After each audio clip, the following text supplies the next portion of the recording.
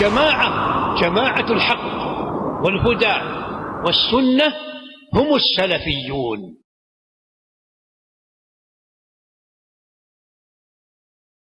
إن الحمد لله نحمده ونستعينه ونستغفره ونعوذ بالله من شرور أنفسنا ومن سيئات أعمالنا. من يهده الله فلا مضل له ومن يضلله فلا هادي له، وأشهد أن لا إله إلا الله وحده لا شريك له، وأشهد أن محمدا عبده ورسوله. يا أيها الذين آمنوا اتقوا الله حق تقاته ولا تموتن إلا وأنتم مسلمون. يا أيها الناس اتقوا ربكم الذي خلقكم من نفس واحدة وخلق منها زوجها وبث منهما رجالا كثيرا ونساء، واتقوا الله الذي تساءلون به والأرحام إن الله كان عليكم رقيبا. يا أيها الذين آمنوا اتقوا الله وقولوا قولا سديدا يصلح لكم أعمالكم ويغفر لكم ذنوبكم، ومن يطع الله ورسوله فقد فاز فوزا عظيما.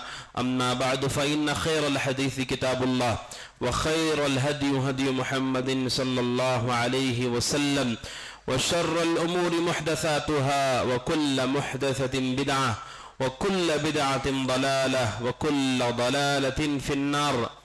فأعوذ بالله السميع العليم من الشيطان الرجيم.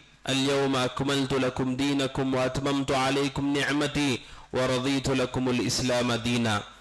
ہر طرح کی حمد، کبریائی اور عظمت اللہ سبحانہ وتعالیٰ کے لائق و زیبا ہے، اور نبی اکرم صلی اللہ علیہ وسلم پر درود السلام نازل ہو، صلوات اللہ وسلامہ وبرکاتہ علیہ.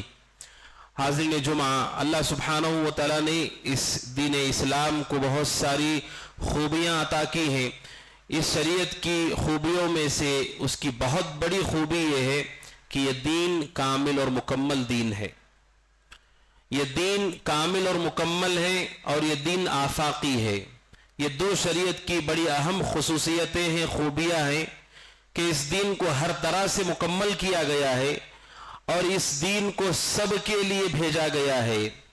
اس سے پہلے جو شریعتیں تھیں وہ کچھ قوموں کے لیے خاص تھی، کچھ وقت تک خاص تھی، لیکن یہ جو شریعت ہے، شریعت اسلام، دین اسلام، اس کی خوبی ہے کہ یہ ہر ایک کے لیے ہے.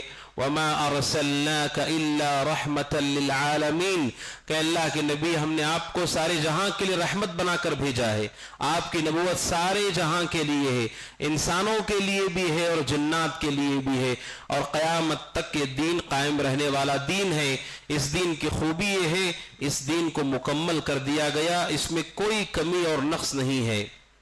قرآن کریم کی جو آیت کریمہ میں نے پڑھی، نبی اکرم صلی اللہ علیہ وسلم آپ اپنے آخری حج میں تھے. نبی اکرم صلی اللہ علیہ وسلم پر یہ آیت کریمہ نازل ہوئی، اليوم اکملت لکم دینکم واتممت علیکم نعمتی، کہ آج ہم نے اليوم اکملت لکم دینکم، تمہارے دین کو ہم نے مکمل کر دیا ہے، واتممت علیکم نعمتی، اور میری جو نعمت ہے اس کو میں نے مکمل کر دیا ہے، ورضیت لکم الاسلام دینا، اور میں اسلام سے بطور دین راضی ہوں. اللہ سبحانہ وتعالیٰ نے یہ آیت کریمہ نبی اکرم صلی اللہ علیہ وسلم کی زندگی میں، آپ کی وفات سے پہلے، آپ کے صحت کے دنوں میں، آپ کے حج میں یہ آیت کریمہ کو نازل فرمایا. یعنی آپ کی زندگی ہی میں، آپ کے صحت کے دنوں ہی میں اس دین کے تکمیل کا اعلان کیا جا چکا ہے. اس دین کی یہ خوبی ہے، اللہ سبحانہ وتعالیٰ نے اس میں کوئی نقص باقی نہیں رکھا ہے. اس وجہ سے بھی کہ اللہ سبحانہ وتعالیٰ کی ذات با کمال ہے، اللہ تبارک و تعالیٰ کی ذات میں کوئی عیب اور کمی نہیں ہے. چونکہ یہ شریعت ہی اللہ سبحانہ وتعالیٰ ہی کی طرف سے نازل شدہ ہے. جس طرح سے اللہ نے اللہ کی ذات بے عیب ہے، کمال والی ہے، اسی طرح اللہ تبارک و تعالیٰ نے شریعت کو بھی کمال درجے میں مکمل کر دیا ہے. اس میں کوئی کمی اور عیب باقی نہیں ہے. وَتَمَّتْ كَلِمَةُ رَبِّكَ صِدْقًا وَعَدْلًا، یہ پوری شریعت سچائی پر اور عدل پر مکمل کر دی گئی ہے، اس میں کوئی کمی نہیں ہے. لیکن شریعت اسلامیہ یہ بات واضح کرتی ہے، عبادت اور نیکی کے باب میں ہر انسان کی خواہش ہوتی ہے اللہ تبارک و تعالیٰ کو راضی کرنا، اللہ کو خوش کرنا، اللہ کو راضی کرنے کی خواہش رکھنے والا اور عمل کے لیے محنت کرنے والا شخص، ہر شخص کے لیے شریعت اسلامیہ نے اس قاعدے کو بیان کیا ہے۔ آپ اگر اللہ کو راضی کرنا چاہتے، اللہ کو خوش کرنا چاہتے، آپ کے پاس ایک ہی راستہ ہے، وہ یہ کہ نبی اکرم صلی اللہ علیہ وسلم کے سنت کو اختیار کیا جائے، آپ کے طریقے کو اختیار کیا جائے۔ بقیہ کوئی اور راستہ اللہ تبارک و تعالیٰ کو راضی کرنے کا نہیں ہے۔ اسی لیے بعض سلف کہتے ہیں اللہ نے اپنے تک پہنچنے والے سارے راستوں کو بند کر دیا ہے، ایک بھی راستہ کھلا ہوا نہیں ہے سوائے رسول اکرم صلی اللہ علیہ وسلم کے راستے کے، سارے راستوں کو بند کیا گیا ہے۔ جتنی بھی ہم محنت کریں، کوشش کریں، اگر اللہ تک پہنچنا ہے، عمل صالح قبول کروانا ہے، اگر اللہ کی رضا چاہنا ہے، تو پھر ایک ہی راستہ ہے جو کھلا ہوا ہے، وہ نبی اکرم صلی اللہ علیہ وسلم کا راستہ ہے۔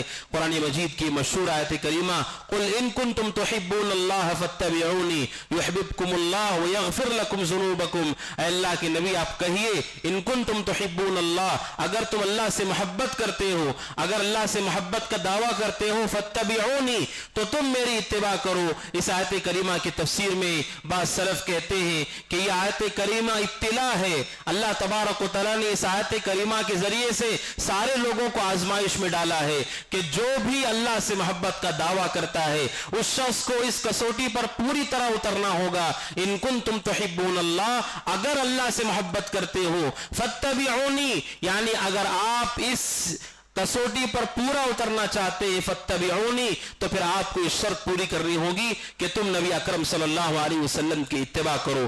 شریعت اسی کا نام ہے، اور کلمہ توحید لا الہ الا اللہ، رسالت کا اقرار محمد الرسول اللہ، ان دونوں کلمے کا خلاصہ کیا ہے؟ دونوں کلمے کا خلاصہ یہ ہے، لا الہ الا اللہ کا خلاصہ یہ ہے عبادت کا حقدار صرف اللہ تبارک و تعالیٰ ہے۔ دنیا میں کوئی بھی شخصیت، ذات، مخلوق ایسی نہیں ہے جس کی عبادت کی جا سکتی ہو۔ عرش سے لے کر فرش تک ساری کی ساری مخلوق اللہ تبارک و تعالیٰ کی عبادت میں کوئی شریک نہیں ہو سکتا ہے۔ لا الہ الا اللہ کے اقرار سے مومن سارے شرک سے برات کا اعلان کر دیتا ہے کہ ہم صرف اللہ کی عبادت کرتے ہیں۔ اور جب رسالت کا اقرار کرتا ہے محمد رسول اللہ، اس کا معنی یہ ہوتا ہے اللہ نعبد الا بما شرع، کہ اب طریقہ صرف رسول اکرم صلی اللہ علیہ وسلم کا طریقہ ہے، کسی اور طریقے اور راستے پر اللہ کا تقرب اور نجات نہیں ہے۔ عبادت صرف اللہ کی ہے، محمد الرسول اللہ کا اقرار کرتا ہے، یعنی طریقہ صرف نبی اکرم صلی اللہ علیہ وسلم کا ہے۔ یہی کلمہ لا الہ الا اللہ کا خلاصہ ہے۔ عبادت کس کی کرنی ہے یہ واضح ہو، اللہ سبحانہ و تعالی، عبادت کیسے کرنی ہے یہ واضح ہو، وہ نبی اکرم صلی اللہ علیہ وسلم کا طریقہ ہے۔ ایک بحیثیت مسلمان ہم سب اپنی زندگیوں میں مختلف بدعات کو، مختلف گمراہیوں کو اپنی آنکھوں سے دیکھتے ہیں۔ بسا اوقات انسان سامنے والے کے اخلاص میں شک بھی نہیں کرتا ہے، ان کے چہرے دیکھ کر، ان کی داڑیاں دیکھ کر، ان کی محنت اور جستجو دیکھ کر بسا اوقات انسان سوچتا ہے کہ کتنے مخلص لوگ ہیں۔ لیکن شریعت کا یہ واضح قانون ہے، جس طرح اللہ کے ساتھ شرک کیا جائے وہ شرک کو معاف نہیں کیا جاتا ہے، چاہے شرک کرنے والا کوئی بھی انسان ہو۔ اسی طرح رسول کے طریقے کے علاوہ کسی اور طریقے پر عمل کیا جائے اس عمل کو ہرگز قبول نہیں کیا جاتا ہے، چاہے عمل کرنے والا کوئی بھی انسان ہو۔ شرک کی قباحت ہمارے دلوں میں ہے۔ الحمدللہ جتنی لمبی داڑھی ہو، پگڑی ہو، روشن چہرہ دکھے، اگر وہ غیر اللہ کو سجدہ کرتا ہے، ہر آدمی کہتا ہے کہ وہ شرک کرنے والا ہے، اسلام کے خلاف کام کرنے والا، ناقض اسلام میں مبتلا انسان ہے۔ لیکن جب وہی بات بدعات کی آتی ہے تو بہت سارے لوگوں کے دل میں احساس ہوتا ہے ان کا جذبہ کتنا اچھا ہے، ان کا عمل کتنا اچھا ہے، کتنی ان کی کوشش ہے۔ علماء کہتے ہیں جس طرح شریعت میں شرک قبیح اور برا ہے، اسی طرح بدعت بھی قبیح اور بری چیز ہے۔ جس طرح شرک کرنے والا کبھی آپ کے نزدیک محبوب نہیں ہو سکتا ہے، بدعت بھی ویسے ہی آپ کے نزدیک مبغوض ہونی چاہیے، کیونکہ اس میں بھی نبی اکرم صلی اللہ علیہ وسلم کے ساتھ وہ معاملہ کیا جاتا ہے کہ آپ کو چھوڑ کر کسی اور راستے پر اللہ کی عبادت کی جاتی ہے۔ شرک کی قباحت ہے، لیکن بدعت کی قباحت کیوں نہیں ہے؟ کیونکہ ہمارے دلوں میں نبی اکرم صلی اللہ علیہ وسلم کا جو مقام ہونا چاہیے، آپ کے ساتھ جو محبت ہونی چاہیے، اس محبت میں کمی ہونے کی وجہ سے ہمارے دلوں کے اندر رسول اکرم صلی اللہ علیہ وسلم کی مخالفت اور بدعات کو دیکھنے کے بعد مومن کے دل میں اذیت نہیں ہوتی۔ یہ اس بات کی دلیل ہے کہ رسول سے ہماری محبت میں ہم کس قدر کمزور ہیں۔ جب آپ اللہ کے ساتھ شرک کو برداشت نہیں کر سکتے، اسی طرح رسول کے طریقے کے علاوہ کسی اور طریقے کو دیکھنے کے بعد مومن کے دل میں یہی احساس ہونا چاہیے کہ یہ غلط ہے، گمراہی ہے اور جہنم کا راستہ ہے، چاہے کرنے والا کوئی بھی انسان ہو۔ اسی لیے نبی اکرم صلی اللہ علیہ وسلم نے اس امر کو پوری طرح واضح کیا۔ آپ نے کہا من احدث فی امرنا ھذا ما لیس منہ فہو رد۔ آپ نے کہا جو ہماری شریعت میں اس چیز کا اضافہ کرے جو اس میں سے نہیں ہے وہ مردود ہے۔ نبی اکرم صلی اللہ علیہ وسلم نے اس کی کوئی تفصیل نہیں بیان کی۔ اچھی نیت سے کرے تو مردود نہیں ہوگا، زیادہ لوگ کریں گے تو مردود نہیں ہوگا، توحید پر رہ کر کریں گے تو مردود نہیں ہوگا۔ آپ نے ایک واضح قاعدہ بیان کیا، جو بھی دین میں اضافہ کرتا ہے، ایسی چیز جو شریعت میں نہیں ہے، رسول کے طریقے پر نہیں ہے، فہو رد، وہ مردود ہے، اس عمل کو اللہ ہرگز قبول نہیں کرتا ہے۔ جس طرح شرک کرنے والے کا عمل باطل ہوتا ہے، اسی طرح بدعت کرنے والے کی اس بدعت کو، اس عمل کو رد کر دیا جاتا ہے، اسے قبول نہیں کیا جاتا ہے۔ لہٰذا ہم سب کو چاہیے نبی اکرم صلی اللہ علیہ وسلم کی سنت کی غیرت ہمارے دلوں کے اندر پیدا ہو۔ اور جس مہینے میں ہم ہیں، ربیع الاول کا مہینہ، اب قریب میں ہمارے سماج میں ایک جو بڑا کام کیا جاتا ہے وہ عید میلاد النبی کا اہتمام ہے۔ عید میلاد کا جشن ہے، اس کی خوشیاں ہیں اور اسے عید کہا جاتا ہے۔ خوشیاں منائی جاتی ہیں، اور صرف خوشیاں نہیں منائی جاتی بلکہ وہ لوگ جو نہیں مناتے ان پر طنز کسا جاتا ہے، انہیں گستاخ اور بے ادب کہا جاتا ہے کہ یہ رسول کے گستاخ ہیں، رسول کے بے ادب ہیں۔ اور کہنے والوں نے یہاں تک کہا کہ جہاں میں ابلیس کے سوا سب خوشی منا رہے، یعنی جو اس عید کو نہیں مناتا ہے اسے ابلیس کہا گیا، شیطان کہا گیا۔ اس طرح کی بدعت ہمارے اسی سماج میں اور اس مہینے میں ابھی قریب میں ہونے والی ہے۔ شریعت مطہرہ ان بدعات کے حوالے سے کوئی بھی عمل ہو، اس عمل کے سلسلے میں مومن کا طریقہ کار یہ ہوتا ہے یہ عمل صحیح ہے کہ غلط ہے، اسے چیک کرنے کا ضابطہ ہے، کتاب اور سنت میں وہ عمل مذکور ہے کہ نہیں ہے، صحابہ نے اس عمل کو کیا ہے کہ نہیں کیا ہے۔ یہی ہمارے پاس عمل کو چیک کرنے کا ضابطہ پہلا اور آخری ضابطہ ہے۔ اس کے علاوہ ہمارے پاس کوئی ضابطہ نہیں ہے۔ لوگوں کی میجارٹی کرتی ہے، وہ ضابطہ نہیں ہے۔ کسی عربی ملک میں ہوتا ہے، وہ میجارٹی نہیں ہے۔ مدینہ میں روضہ رسول کے سامنے بھیڑ نے کیا، وہ ہمارے لیے ضابطہ نہیں ہے۔ اور بہت دیندار لوگوں نے کیا، ہمارے لیے ضابطہ نہیں ہے۔ ہمارے شہر میں 100 سال سے ہوتا ہے، وہ ضابطہ نہیں ہے۔ ہمارے خاندان میں ہر آدمی نے منایا ہے، وہ ضابطہ نہیں ہے۔ ہمارا ضابطہ ایک ہی ہے، اگر یہ چیز دین ہے، کتاب و سنت میں یہ چیز ہونی چاہیے، صحابہ کا اس پر عمل ہونا چاہیے۔ اگر کتاب و سنت میں وہ نہیں ہے، صحابہ نے اس پر عمل نہیں کیا، وہ شریعت کا کوئی حصہ نہیں ہے، آپ اسے کوئی بھی نام دے، وہ دین ہرگز نہیں ہو سکتا ہے۔ کسی غیر مسلم کو اگر وہ مسلمان ہو جائے، آپ کیا کہتے؟ دین کہاں سے سیکھنا ہے؟ اگر آپ سے کوئی غیر مسلم پوچھے میں مسلمان ہونا چاہتا ہوں، کہاں سے دین میں سیکھوں؟ اسے ہر آدمی کہے گا جاؤ قرآن میں دیکھو اور سنت میں دیکھو، اسی میں آپ کو دین ملے گا۔ غیر مسلم کے لیے ایک ضابطہ، اور جب مسلمانوں کی بات آتی ہے ہمارے لیے ضابطہ کیا ہے؟ ہمارے لیے ضابطہ یہ اتنے ملکوں میں ہوتا ہے، یہ چند لوگ نہیں مناتے ہیں۔ ضابطہ کیوں بدلا گیا؟ ضابطہ تو وہی ہونا چاہیے کہ آپ بھی جاؤ قرآن و سنت میں دیکھو کہ نبی اکرم صلی اللہ علیہ وسلم نے کیا اس عمل کا حکم دیا ہے کہ نہیں دیا ہے۔ اگر نہیں دیا ہے تو وہ عبادت نہیں ہے، اگر آپ نے وہ نہیں کیا ہے پھر وہ عمل صالح نہیں ہے۔ یہ ضابطہ ہر مسلمان کے سامنے ہونا چاہیے۔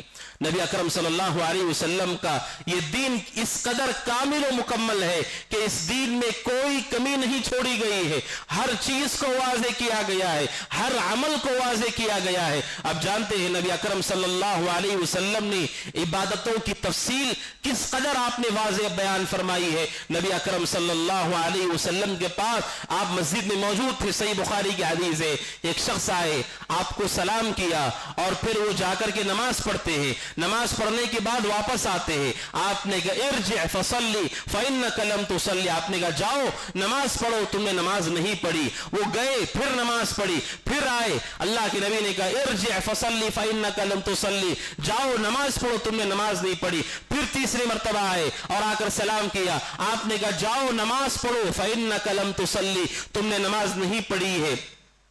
सहाबी ने कहा अल्लाह के नबी ला उहसिनु गैरा हाज़ा, अभी जो मैंने नमाज पढ़ी उतनी ही अच्छी नमाज में पढ़ सकता हूं, उससे ज्यादा अच्छी नमाज मुझे पढ़ने नहीं आता। अल्लाह के नबी आप ही मुझे नमाज का तरीका सिखाइए।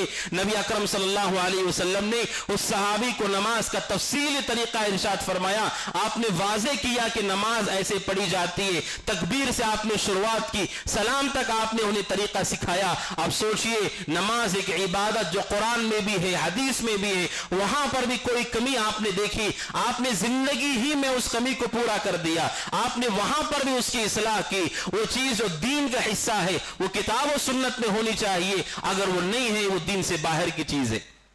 ईद मिलाद, नबी अकरम सल्लल्लाहु अलैहि वसल्लम की पैदाइश का दिन, रसूल से हमारी मोहब्बत है, वो मोहब्बत हमारे ईमान का हिस्सा है। जो रसूल से मोहब्बत नहीं करता वो मुसलमान ही नहीं हो सकता है। हमारी रसूल से मोहब्बत है, हमारी रसूल से अकीदत है, हम अल्लाह के नबी का एहतराम करते हैं, आपके सुन्नतों की ताजीम करते हैं, आपके सुन्नतों को इख्तियार करते हैं। लेकिन मोहब्बत का जाबिता क्या है, कैसे तय होगा कि ये मोहब्बत करता है कि नहीं करता है? लोगों ने जाबिता बनाया कि जो मीलाद मनाते हैं वो मोहब्बत करते हैं, जो नहीं मनाते वो मोहब्बत नहीं करते। ये जाबिता बातिल जाबिता है। मोहब्बत के लिए जाबिता नबी अकरम सल्लल्लाहु अलैहि वसल्लम की इत्तिबा है, आपकी पैरवी, यही मोहब्बत की सबसे वाज़ेह दलील है। इसीलिए कहा जाता है जो जिससे मोहब्बत करता है उसकी इताअत करता है, उसकी बात मानता है, यही सबसे ज्यादा मोहब्बत की दलील है। कोई आदमी ये कहे मेरे माँ बाप से मेरी बड़ी मोहब्बत है लेकिन उनकी बात ही नहीं मानता है, इसका मतलब मोहब्बत नहीं है। मोहब्बत जहां होती है खुद ब खुद वहां इताअत आती है, आदमी फौरन उनकी बात को मान लेता है। अपने महबूब, अपनी पसंदीदा की बात कोई रद्द नहीं करना चाहता है। अल्लाह के नबी से मोहब्बत का मेयार आपकी इत्तिबा है, उसके अलावा कोई और चीज मेयार नहीं है। नबी अकरम सल्लल्लाहु अलैहि वसल्लम की पैदाइश का दिन, उलमा का इख्तिलाफ है कि आपकी पैदाइश कब हुई। 9 रबीउल अव्वल को हुई, बाज ने कहा 12 रबीउल अव्वल को हुई, बाज ने कहा 1 रबीउल अव्वल को हुई, बाज ने कहा 8 रबीउल अव्वल को हुई। इस कौल को कवी कहा उलमा ने इमाम मालिक रहिमहुल्लाह की सनद से कि अल्लाह के नबी की पैदाइश का दिन कौन सा है, उसमें उलमा का इख्तिलाफ है। ये इख्तिलाफ क्या बताता है? जब ये बात ही तय नहीं है कि रसूल अकरम सल्लल्लाहु अलैहि वसल्लम की पैदाइश का दिन कब है, 12 को है या 9 को है। जो जश्न मनाते हैं उन्होंने भी अपनी किताबों में लिखा है कि बाज ने 9 कहा, बाज ने 12 कहा, लेकिन ज्यादा बेहतर यह है कि 12 तारीख आपकी पैदाइश है। बहरे सूरत अगर आपने इस इख्तिलाफ को मान लिया कि रसूल कब पैदा हो, इसमें इख्तिलाफ है। यह इख्तिलाफ बताता है कि कभी भी रसूल के जमाने में 12 तारीख को ईद नहीं मनाई गई। अगर ईद बनाई गई तो फिर वो ईद तो वाज़ेह है। मुसलमानों की ईद कब आती है? पहले शव्वाल को, शव्वाल की 1 तारीख हमारी रमजान की ईद है। बकरीद कब आती है? जुल्हिज्जा की 10 तारीख हमारी बकरीद है। हर मुसलमान को उसका इल्म है। अगर रसूल के जमाने में एक मरतबा भी उसका एहतमाम किया गया होता, फिर उलमा का इख्तिलाफ क्यों है उस मसले में कि आपकी पैदाइश का दिन कब है? यह इख्तिलाफ बताता है कि रसूल अकरम सल्लल्लाहु अलैहि वसल्लम के जमाने में, सलफ के जमाने में उसका कोई एहतमाम नहीं किया गया है। और जो ये कहते हैं कि यह बेअदबी है, गुस्ताखी है कि रसूल की पैदाइश का दिन आए और कोई खुशी नहीं मनाता है, फिर यही सवाल अगर दोबारा उनसे पूछा जाए कि आप सहाबा से मोहब्बत करते हैं कि नहीं करते, बताओ दुनिया में कौन है जो अबू बकर सिद्दीक की पैदाइश का दिन मनाता हो, उमर फारूक की पैदाइश का दिन मनाता हो? मोहब्बत तो सहाबा से भी होती है, फिर कौन है जो अबू बकर की पैदाइश का दिन मनाता है? कोई नहीं मनाता। तो क्या सारे के सारे मुसलमान सहाबा के गुस्ताख हैं? जो वो नहीं मनाता है और वो लोग जो ईद मिलाद मनाते हैं अबू बकर की पैदाइश का दिन नहीं मनाते, फिर उस ज़ाबते के मुताबिक आप भी सहाबा के गुस्ताख ठहरेंगे। अगर ईद मिलाद नहीं मनाने की वजह से हम बेअदब ठहरे, आप अबू बकर की मिलाद नहीं मनाते तो आप भी अबू बकर के बेअदब ठहरे। ये ज़ाबता इंसानों का बनाया हुआ है, आप किसी को भी अंदर बाहर कर सकते हैं, कोई भी ज़ाबता तय करो अंदर बाहर आप कर सकते हैं। असल ज़ाबता शरीयत का ज़ाबता है, जो रसूल की इत्तिबा करता है वो रसूल का सच्चा मुहिब है और आपका सच्चा मुत्तबे है। یہی ایک ضابطہ واضح ضابطہ ہے. اسی لیے نبی اکرم صلی اللہ علیہ وسلم کے صحابہ آپ سے کیسی محبت کرتے تھے, آپ کی کیسی تعظیم کرتے تھے. بے شمار واقعات ہیں. صحیح بخاری کی روایت ہے, مسور بن مخرمہ رضی اللہ عنہ کی روایت ہے, صلح حدیبیہ کے موقع پر نبی اکرم صلی اللہ علیہ وسلم اور مشرکین کے درمیان جب صلح طے ہو رہی تھی کفار کی طرف سے, عروہ بن مسعود ثقفی اس وقت وہ مسلمان نہیں تھے, وہ ان کی طرف سے متعین ہوئے اور وہ مکہ والوں کی طرف سے بات کرنے کے لیے رسول اکرم صلی اللہ علیہ وسلم کے پاس آئے. رسول کے ساتھ صحابہ کی بڑی تعداد تھی. انہوں نے رسول اکرم صلی اللہ علیہ وسلم کو اور آپ کے صحابہ کو ایک ساتھ ایک جگہ پر دیکھا اور انہوں نے اللہ کے نبی علیہ الصلوۃ والسلام اور آپ کے صحابہ کے بارے میں کفار کو جا کر کے بتایا. بخاری کی حدیث ہے, عروہ بن مسعود ثقفی جب مکہ لوٹ کر جاتے ہیں وہ جا کر سارے مشرکین مکہ سے کہتے ہیں, وہ کہتے یا قوم, اے قوم کے لوگوں, لقد وفدت علی الملوک لقد وفدت علی قیصر و کسرا, وہ کہتے ہیں قوم کے لوگوں میں بڑے بڑے بادشاہوں کے دربار میں گیا ہوں, میں قیصر کے دربار میں گیا ہوں, کسرا کے دربار میں گیا ہوں, اس وقت سے بڑے بڑے بادشاہوں کے درباروں میں گیا ہوں. وہ کہتے ما رأیت ملکا قط یعظمہ اصحابہ, میں نے کسی بھی بادشاہ کو نہیں دیکھا جس کی اتنی عزت ہوتی ہو جتنی تعظیم کے رسول کے صحابہ محمد کی کرتے.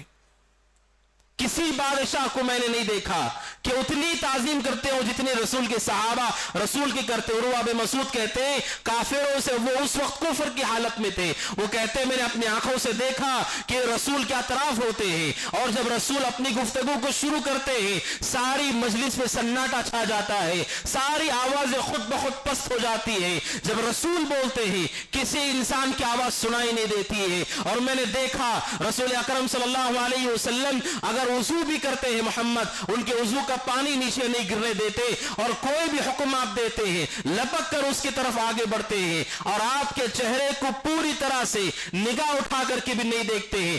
آپ کی تعظیم کی وجہ سے آپ کے چہرے کی طرف نگاہ بھر کر نہیں دیکھتے. اب سوچئے صحابہ کی تعظیم اور صحابہ کے احترام کے جیسا کون احترام کر سکتا ہے؟ کون ہے جو ان سے زیادہ عزت کر سکتا ہے؟ کون ہے جو ان سے زیادہ محبت کر سکتا ہے؟ اسی روایت میں عروہ بن مسعود رضی وہ جب مسلمان نہیں تھے بعد میں مسلمان ہو گئے, رسول اکرم صلی اللہ علیہ وسلم سے وہ بات کر رہے تھے صلح کے موقع پر, بات کرتے کرتے وہ داڑھی پکڑتے تھے رسول کی داڑھی پکڑ رہے تھے. مغیرہ بن شعبہ رضی اللہ عنہ وہیں پر کھڑے تھے, انہوں نے اپنی تلوار کا کونا ان کے ہاتھ پر مارا اور کہا آخر یدک عن لحیۃ رسول اللہ. مغیرہ بن شعبہ نے کہا بات کرنی ہے صرف بات کرو, اپنے ہاتھ کو رسول کی داڑھی سے دور کرو. عروہ بن مسعود کہتے ہیں کہ انہوں نے رسول کی داڑھی کو چھونے تک نہیں دیا ہے. اب سوچئے کیسا احترام اصحاب رسول اکرم صلی اللہ علیہ وسلم کی کرتے تھے. مگر کسی صحابی نے 12 ربیع الاول کو عید میلاد نہیں منائی ہے, کسی صحابی نے نہیں منائی ہے. اب ہمیں خود طے کرنا ہے کہ ہماری محبت صحابہ کی محبت سے زیادہ ہے کہ ہم آگے بڑھ کر ان سے بھی چلے جائیں اور ہم اپنی محبت کا معیار قائم کریں. میرے بھائیوں, ضلالت اور گمراہی کے سوا کچھ نہیں ہے. عید میلاد کی حقیقت یہ ہے عید میلاد ایک دین میں اضافہ ہے, یہ بدعت ہے, دین میں اضافہ ہے. نبی اکرم صلی اللہ علیہ وسلم نے فرمایا کل محدثۃ بدعہ وکل بدعۃ ضلالہ, دین میں ہر نئی چیز بدعت ہے اور ہر بدعت گمراہی ہے. یہ پہلی بات ہے. اور دوسری بات یہ عید میلاد یہ نصارہ سے مشابہت ہے. آپ جانتے کرسچن جو نصارہ ہوتے ہیں وہ عیسیٰ علیہ السلام کے عید میلاد مناتے ہیں اور ان کے دن کی پیدائش کے دن کو اہتمام کے ساتھ مناتے ہیں. علماء کہتے ہیں یہ ان سے مشابہت ہے, اس لیے کہ صحابہ اور سلف نے یہ نہیں کیا ہے, بعد میں یہ کیا گیا ہے, اور جن کی مشابہت ہے وہ نصارہ ہیں. اور نبی اکرم صلی اللہ علیہ وسلم نے صحیح بخاری کی روایت ہے, آپ نے فرمایا لا تطرونی کما اطرت النصارى ابن مریم, آپ نے کہا میری شان میں غلو مت کرو جیسا عیسائیوں نے عیسیٰ کی شان میں غلو کیا علیہ السلام. آپ نے کہا میں اللہ کا بندہ ہوں, تم کہو کہ میں اللہ کا بندہ اور رسول ہوں. اللہ کے نبی نے بالخصوص غلو کے باب میں, شان میں اضافہ کرنے کے باب میں نصارہ کے راستے پر چلنے سے منع کیا, کیونکہ یہ وہ قوم ہے کہ جس نے غلو کی انتہاؤں کو پار کیا ہے. صرف عید میلاد نہیں منائی, جو اللہ کے رسول تھے انہیں اللہ اللہ کا بیٹا بول دیا. سب سے زیادہ غلو کرنے والی قوم عیسائیوں کی قوم ہے, اور رسول نے ان کا نام لے کر کے کہا جیسے عیسائیوں نے کیا ویسا میرے ساتھ نہیں کرنا, میں اللہ کا بندہ اور رسول ہوں. اللہ کے نبی نے عیسائیوں کی مشابہت سے منع کیا, یہ عیسائیوں کی مشابہت ہے, صحابہ نے تو اس کا اہتمام نہیں کیا ہے. اور تیسری بات, علماء کہتے ہیں عید میلاد کی حقیقت یہ ہے کہ اللہ سبحانہ و تعالیٰ کا جو حق ہے, حق تشریع, شریعت بنانا, اس میں دخل اندازی ہے اور اللہ کے مقابلے میں اپنے آپ کو کھڑا کرنا ہے. ابو داؤد کی حدیث ہے, انس بن مالک رضی اللہ عنہ کہتے ہیں اللہ کے نبی صلی اللہ علیہ وسلم جب مدینہ میں گئے, آپ نے دیکھا 2 دن ایسے آتے ہیں جن 2 دنوں میں مدینہ میں اہتمام ہوتا ہے, بچے کھیلتے ہیں, خوشی منائی جاتی ہے. اللہ کے نبی نے پوچھا یہ 2 دن کون سے ہیں؟ کہا گیا اللہ کے نبی یہ 2 دن جاہلیت کے زمانے سے بھی لوگ انہیں مناتے ہیں, خوشیوں کا اہتمام کرتے ہیں, تہوار مناتے ہیں. اللہ کے نبی علیہ الصلوۃ والسلام نے فرمایا ان اللہ قد ابدل لکما, آپ نے کہا بے شک اللہ نے ان دونوں کو بدل کر کے اس سے بہتر چیز تمہیں دی ہے. 2 دن آپ نے کہا عید الفطر و عید الاضحیٰ. اس حدیث میں اللہ کے نبی نے کہا بے شک اللہ نے بدل دیا, ان دونوں کے بدلے اللہ نے 2 دن عید کے دیے ہیں. علماء کہتے ہیں اللہ سبحانہ و تعالیٰ ہے جس نے عام دنوں میں سے 2 دنوں کو طے کیا ہے, 2 دن بدل کر 2 دن اللہ نے دیے ہیں. یہ حق اللہ کا ہے. اگر کوئی آدمی ان 2 دنوں کے ساتھ تیسرا دن بھی شامل کرتا ہے سالانہ, تو پھر اس نے اپنے آپ کو اللہ کے مقابلے میں کھڑا کیا. آپ نے کہا ان اللہ قد ابدلا, آپ نے کہا بے شک اللہ نے بدلا ہے. یہ اللہ کا اختیار ہے کہ اس نے سال میں سے 2 دن تمہیں بدل کر دے دیے ہیں. اگر کوئی آدمی اور دن اضافہ کرتا ہے اس نے اپنے آپ کو اللہ کے مقابلے میں کھڑا کیا. اب سوچئے اس آدمی کی کامیابی کیسے ہوگی جو اپنے آپ کو اللہ کے مقابلے میں کھڑا کرے. یہ حق صرف اور صرف اللہ سبحانہ و تعالیٰ کا حق ہے. اور ثواب اور نیکی کے باب میں مشہور لوگوں کا اعتراض یہ ہوتا ہے کہ یہ تو ثواب کی چیز میں اس میں گناہ کیسے ہو سکتا ہے, یہ نیکی کی چیز ہے. عید میلاد میں کیا ہوگا, رسول کی تعریف ہوگی, نعتیں ہوں گی, رسول کی زندگی بیان کی جائے گی, آپ کے فضائل پڑھے جائیں گے, یہ سب تو اچھے اور نیکی کے کام ہیں. اس کام پر گناہ کیسے ہوتا ہے؟ میرے بھائیوں, یہی بدعت کی خطرناکی ہے کہ بدعت اپنے شر کو چھپا لیتی ہے. بدعت اپنے شر کو چھپا لیتی ہے. شرابی کو دیکھ کر آپ پہچان سکتے ہیں کہ یہ گنہگار انسان ہے, لیکن بدعت کا معاملہ ایسا ہے جب تک انسان کو شریعت کا علم نہ ہو اس وقت تک اسے نہیں معلوم, کیونکہ بدعت جو شر ہے اپنے اوپر خیر کا لباس پہنا کر اسے چھپا دیتی ہے, لوگوں کو معلوم نہیں پڑتا ہے. آپ دیکھیے صحابہ کرام رضوان اللہ تعالی علیہم اجمعین کی مشہور حدیث بخاری کی, نبی اکرم صلی اللہ علیہ وسلم کی حضرت عائشہ رضی اللہ عنہ کے پاس 3 صحابہ آئے اور تینوں نے رسول کی زندگی کے بارے میں پوچھا. ان 3 صحابہ نے کس چیز کا عزم کیا آپ غور کیجئے. ایک صحابی نے کہا اصلی اللیل ولا ارقد, پوری رات میں نماز پڑھوں گا, میں کبھی رات میں نہیں سوؤں گا. ایک نے کہا اصوم الدہر ولا افطر, میں ہمیشہ روزہ رکھوں گا, کوئی دن روزہ نہیں چھوڑوں گا. تیسرے صحابے نے کہا کہ میں عورتوں سے نکاح نہیں کروں گا, میں کبھی گوشت نہیں کھاؤں گا. اب سوچئے 3 صحابہ, تینوں کا عمل جس کی انہوں نے نیت کی تھی وہ کیا ہے. ایک نے کہا میں ہمیشہ روزہ رکھوں گا. اب سوال یہ کہ روزے میں کیا کوئی آدمی گناہ کا کام کرتا ہے؟ روزہ تو عبادت ہے. ایک نے کہا رات میں نماز پڑھوں گا, نماز تو عبادت ہے. تینوں نے نیکی کی, نیت کی, نیکی کا ارادہ کیا. لیکن پیارے رسول کو جو پتا چلا, آپ نے منبر پر آ کر کہا من رغب عن سنتی فلیس منی, جو میری سنت سے اعراض کرے مجھ میں سے نہیں ہے. یہ آپ نے کس سے ارشاد فرمایا؟ یہی سے آپ کو اندازہ ہونا چاہیے کہ نیکی کے نام پر کچھ بھی کیا جائے اسے قبول نہیں کیا جاتا ہے شریعت میں. آپ سوچیں صحابی رات بھر نماز پڑھتے ہیں, اللہ کی عبادت ہے وہ, پورے سال روزہ رکھتے, اللہ کی عبادت ہے وہ, لیکن رسول نے کہا جو میرے طریقے پر عبادت نہیں کرتا ہے مجھ میں سے نہیں ہے. لہذا صرف نیکی کی وجہ سے انسان کا عمل قبول نہیں ہوتا ہے, وہ عبادت رسول کے طریقے کے مطابق بھی ہونا چاہیے. اور صحابہ کا کیا منہج سے کیا طریقہ تھا؟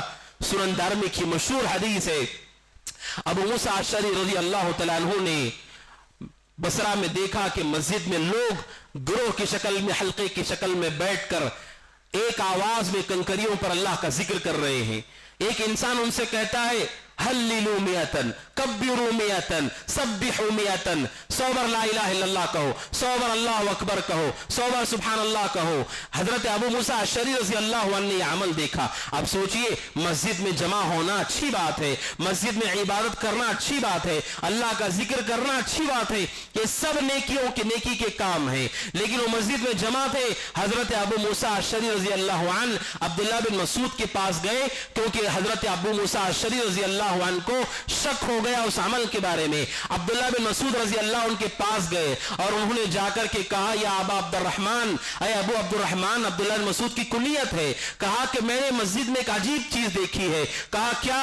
उन्होंने कहा कुछ लोग नमाज के इंतजार में हैं और मस्जिद में हल्का बनाकर एक आवाज में अल्लाह का जिक्र करते हैं कंकरियों पर। तो अब्दुल्लाह बिन मसूद ने कहा कि तुमने उन्हें रोका क्यों नहीं? तुम्हें रोकना चाहिए था उन्हें। अबू मूसा अशअरी रज़ी अल्लाह अन्हु ने कहा कि मुझे लगा वो खैर है और फिर मैंने सोचा आपसे एक मर्तबा पूछ लूं। उलमा इस हदीस के टुकड़े के बारे में कहते हैं अबू मूसा अशअरी रज़ी अल्लाह अन्हु सहाबी रसूल हैं और वो उलमा में से हैं। इसके बावजूद बसा औकात बिदात इंसान पर मुश्तरे हो जाती है।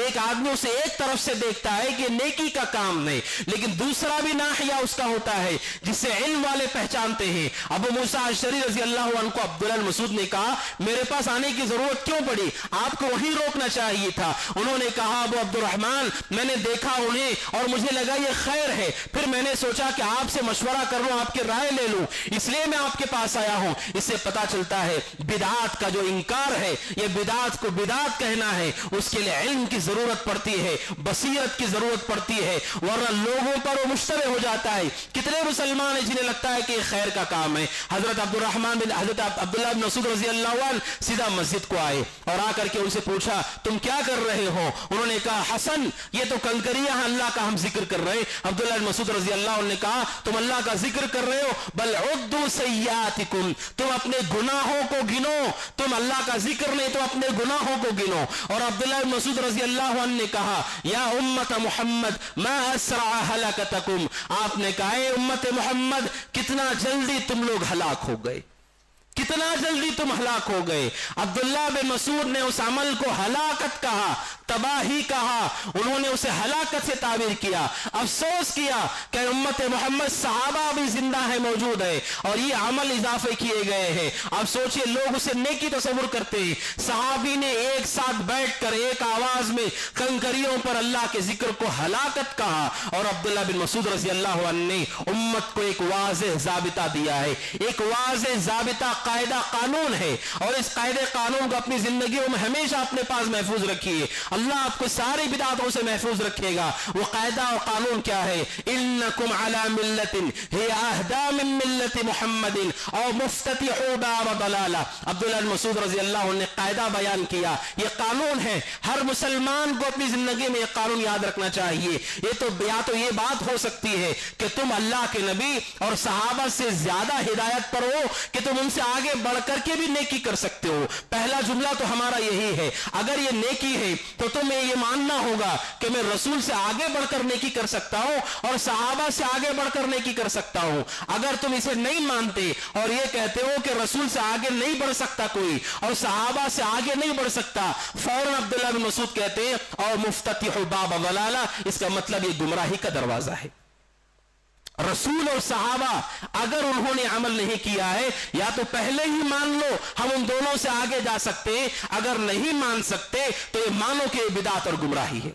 उसके अलावा सारी बिदातें, मय्यत के लिए कोई कुरान पढ़ता है, कुरान पढ़ करके उन्हें कुरान बख्शा जाता है और उनके लिए 40वां किया जाता है, उनके लिए फला और फला काम किया जाता है। अगर ये नेकी और सवाब की चीज है, या तो अल्लाह उसके रसूल से आगे बढ़ करके, अल्लाह के रसूल ने नहीं किया, सहाबा ने नहीं किया, फिर भी हम कर सकते हैं, तो ये मानना चाहिए। अगर नहीं कर सकते फिर ये मानना चाहिए कि गुमराही है।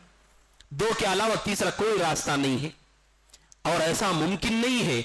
उलमा कहते हैं रसूल के जमाने में कोई नेकी छोटी नहीं है, एक नेकी को छोड़ा नहीं गया है। जितनी नेकियां हैं सारी नेकियां रसूल के जमाने में की जा चुकी हैं। बाद में कोई आदमी करे और उसे नेकी कहता है जो रसूल के जमाने में नहीं हुई है, वो नेकी नहीं है, गुमराही है।